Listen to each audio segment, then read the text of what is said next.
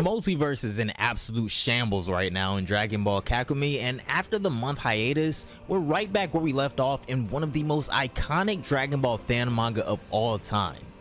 When Kansei, Mother of the Angels and companion to the Grand Priest, finally revealed herself in the Grand Temple, a clear division was formed as she promised a war to rectify the balance of the universe in a more just way as they saw fit.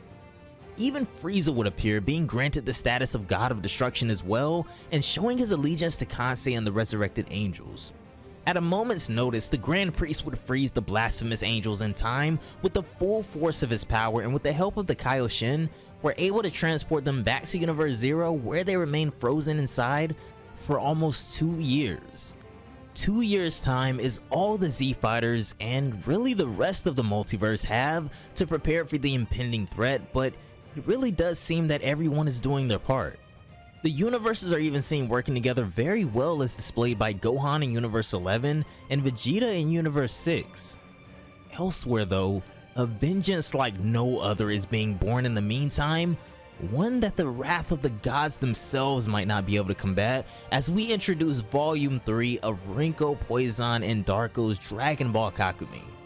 If you guys haven't already, be sure to go check those fellas out. Their links will be down below in the description box. Be sure to hit that notification bell and consider subscribing as well if you've been enjoying the videos. But without further ado, I'm always putting you guys onto some great experiences, and yet again I've come with gifts. Today I present BLOODLINE, Heroes of Lithus. This brand new 3D card game gacha is probably one of the most addicting games, as well as one of the most beautiful I've seen come to my phone. Make sure to click the link in the description or scan this QR code right here to get jump started into your very own BLOODLINE adventure. In this game, apart from the absolutely stunning 3D graphics, you get to experience, apart from the art style, raising your very own legends and merging the bloodlines to create very unique heroes to your own team. May be the coolest thing I've ever seen. You can continuously merge bloodlines until you find any combination of 5 powerful abilities to help you trample and rampage your way through the game, all the meanwhile building up your own economic structure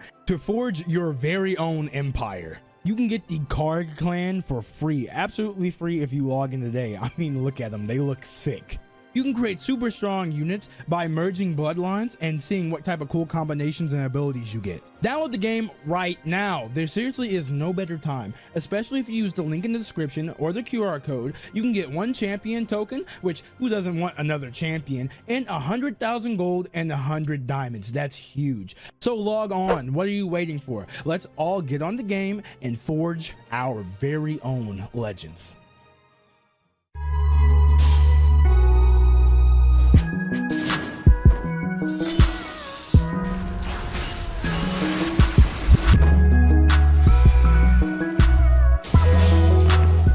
Venerable Air, a voice repeats. The view is hazy, but the voice finally breaks through, and the eyes of a warrior finally open. This is Amaran, and trust me, we will get all into why this guy is a problem soon enough. I don't know what happened, Dula says. I've had a huge memory gap. Maybe you know something about it? But Amaran shakes his head no. When I woke up, Dula continued as Amaran rises to his feet, a few moments before you, this door was blocked, bewitched, but it was just a primal spell, like it was made so that we could go without slobbering too much. Of course, a brilliant wizard like me would have saved us from any situation. This is when Amaran breaks his silence though.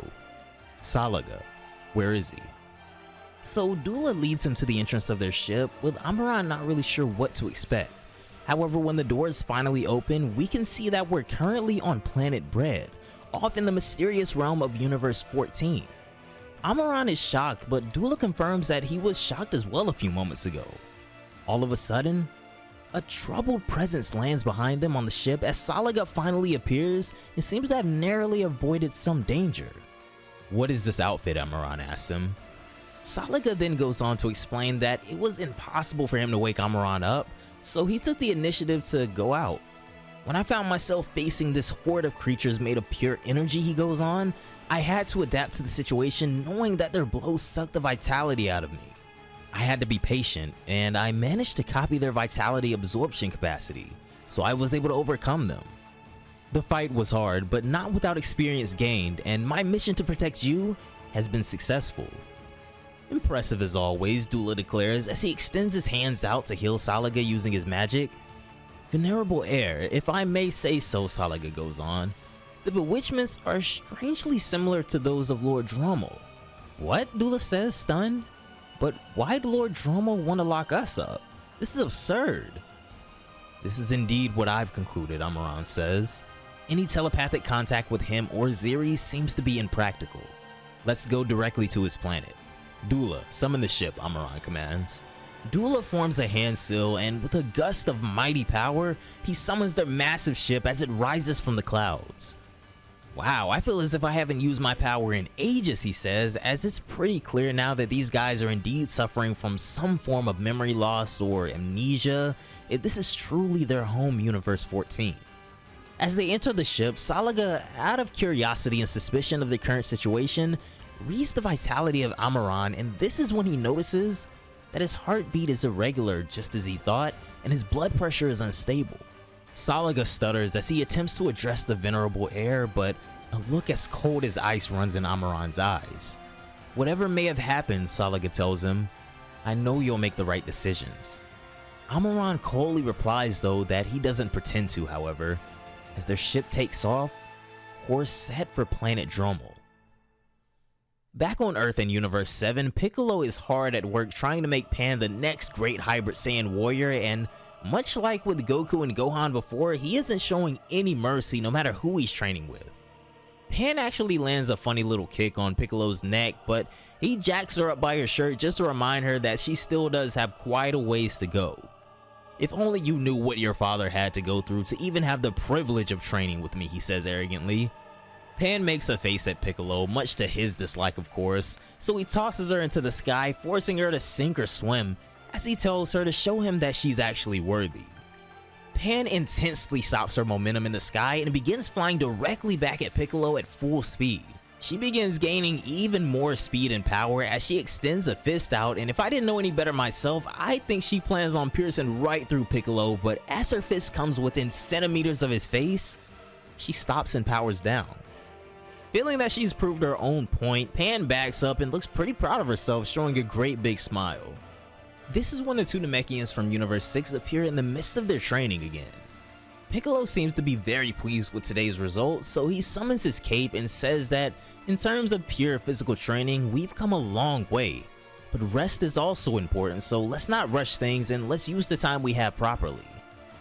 I don't mean to sound derogatory, Sanaru says, but is it a good idea to relax with what's ahead of us?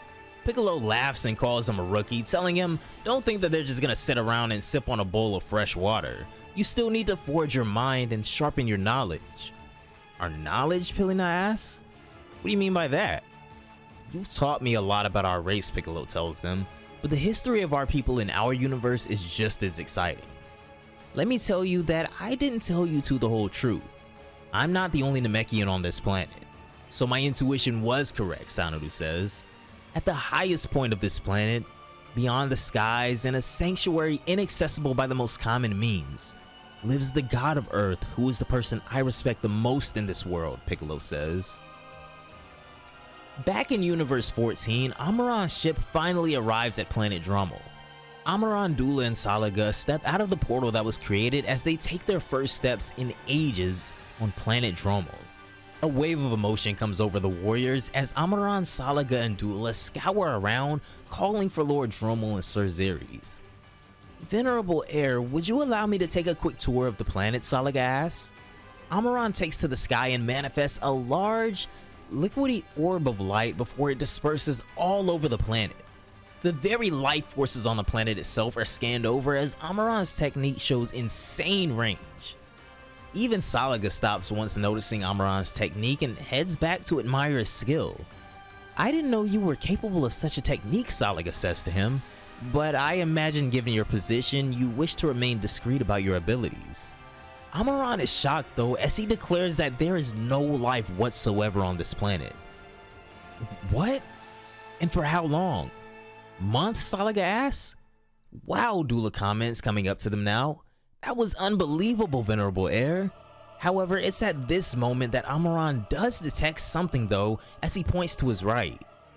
Down there, he says, there's a kind of psychic beacon that's been deposited. I'll go alone, he declares. Are you sure, Dula and Salaga plead? But in Amaran's eyes, this is a non-negotiable situation, as his presence is almost being summoned to this location. Right, Salaga says. We stand guard just in case. Amaran flies off to the source of this beacon, appearing before a beautiful structure. He extends his arm and with one swiping motion seems to open a portal to somewhere. Amaran sticks his hand through this mirror dimension before walking completely through it. When he appears on the other side, something strange happens as his entrance/exit to the outside realm is closed off. The pillars of the altar have come together to open some kind of magic door, Salaga says from the outside as he and Dula await a signal from Amaran.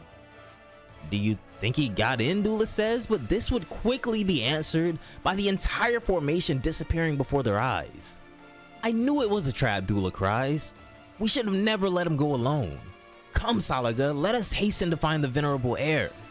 Salaga confirms though that they still feel his presence, however, but it's as if he's in a different dimension to them.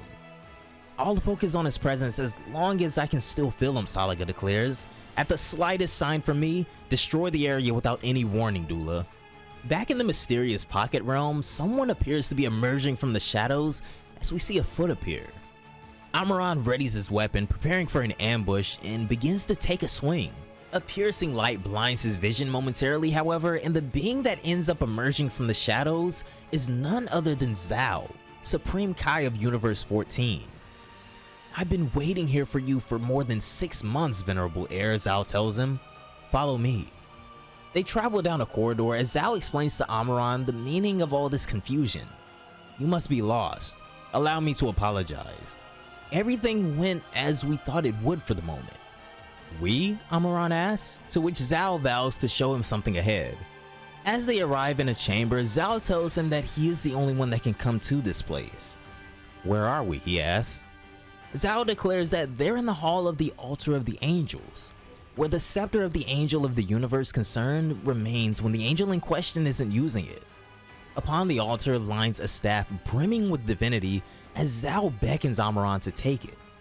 He grabs the staff and immediately is met with immense power and a hologram. On the wall in front of them, the staff emits a projection of none other than Lord Drommel, who has recorded a message and sealed it within the staff for safekeeping until Amaran could come retrieve it. Hello, Amaran. This is Drommel. As you may have guessed, we are no longer here and you have apparent amnesia. Let me refresh your memory, the message goes on. Our universe has been completely annihilated by the Omni King, while you were only proving day after day your ability to become who you claim to want to be. Then, our universe was restored by a wish-fulfilling dragon from another universe. Afterwards, I was approached by a woman who seemed to be the mother of the angels as well as the companion to the Grand Priest. This hierarchy and childish madness of these so-called rulers of all things having to cease, we took the decision to act and to go first to the Grand Priest himself. And here we are, at the moment before your amnesia when you were on planet Bread, looking for your cherished relics. I give you back your memory, Drommel declares, as the moments before certain erasure flood back into Amaran's head. His amnesia gone in an instant, a flood of information, emotion, and confusion overcome him as he tries to process everything he's just learned in mere seconds. But a new purpose seems to have spawned within Amaran as he understands the turn of events now. Now that you remember, Drommel goes on, if you hear this message, it's because we were somehow stopped by the Grand Priest and Zeri sent his scepter back to where you are before we got stuck. Amaran has been bestowed a mission now, however, as Drommel tells him that after these events, he'll no longer be able to hold his job. For the time being at least, I will ask you one thing. Finish what you had to do. You'll have the time and the status to do it because from now on, and by this delegation, you have officially become the new god of destruction of Universe 14, Drommel finishes, as Amaran becomes the first god of destruction I've personally ever seen wield the angel staff, and I cannot wait to see how strong this guy is with and without the angel staff.